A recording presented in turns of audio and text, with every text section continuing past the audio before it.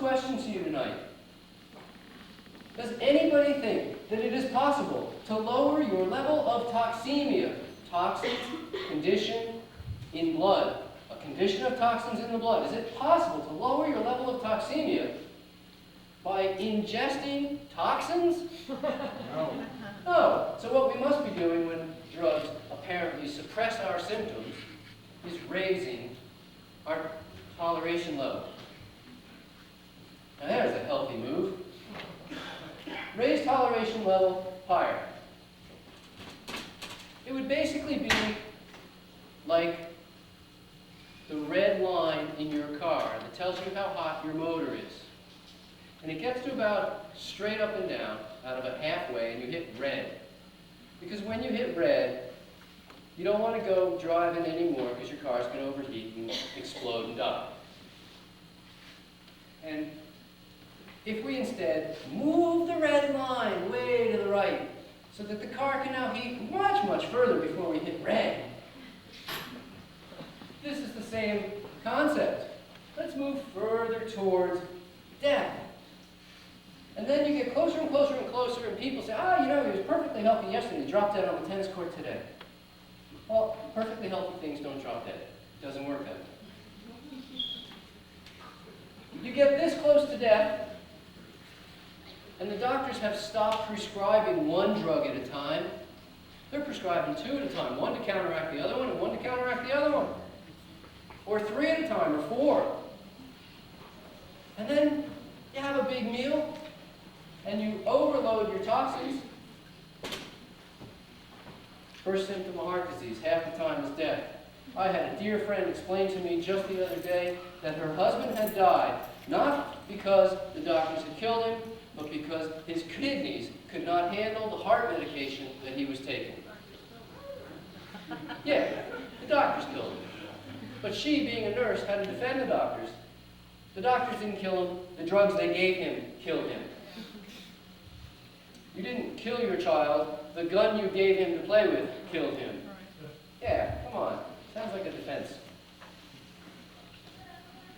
If we talk to this group of 10,000 chiropractors and say to them, Whole Foods, more nutritious, they go, yeah, I can buy into that. More nutritious than fragmented foods, more nutritious than refined foods. I say, do you think that fresh foods have more nutrients than their bottled, boxed, canned counterparts? Yeah, sure. Fresh foods have more nutrients than bottled, boxed, canned counterparts.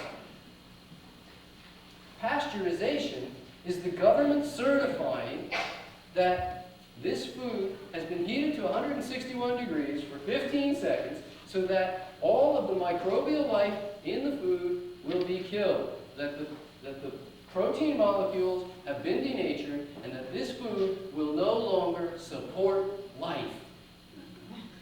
The government is proud, and people are proud to display on the bottle, this substance will no longer support life. And then we consume it? Aren't we life? I think so. I know that's a different philosophy. Are we alive? But I'm willing to go with yes, we're alive.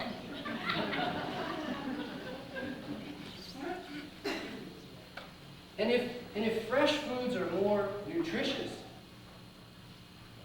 wouldn't it be a logical conclusion that it would be to our benefit to consume more of them? Oh yeah, that would be a good conclusion. Whole foods, fresh foods. Anybody ever try to eat an unripe persimmon or an unripe banana? Yep. That does not fly. It's easy to understand that ripe foods are better for us than their unripe counterparts.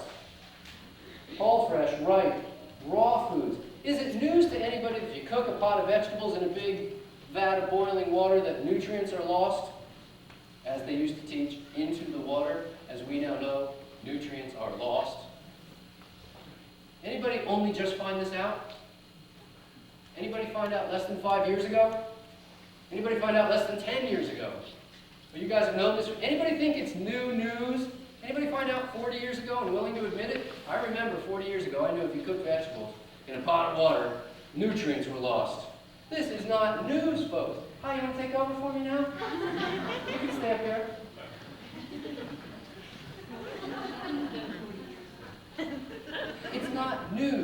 and nutrients are lost.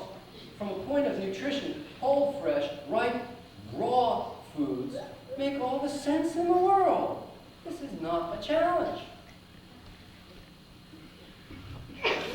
Any food that ends in... Oh, you want to take over something? Come on, somebody. Give her a hand.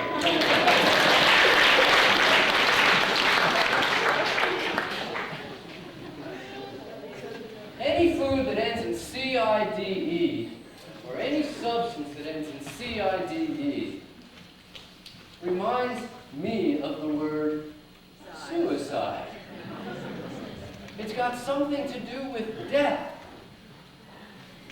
Pesticide, herbicide, fungicide, insecticide.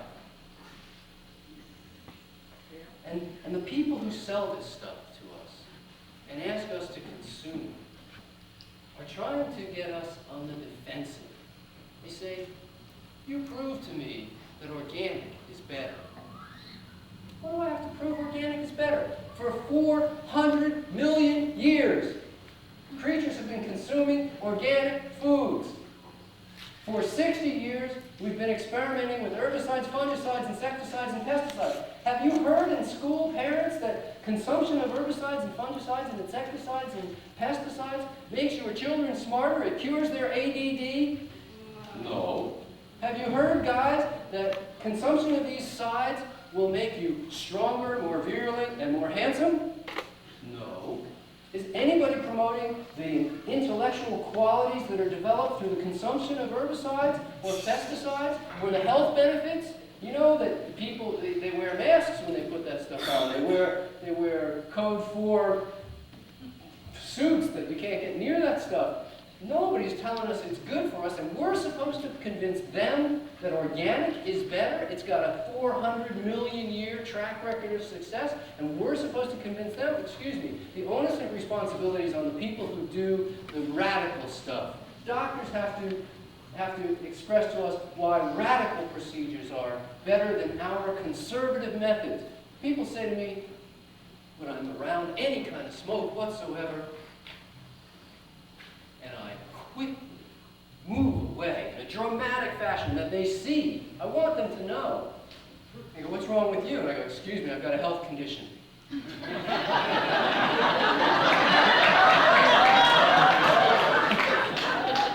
No one has ever asked me the health condition. I've done it hundreds of times. Nobody's ever once asked me, what's the health condition?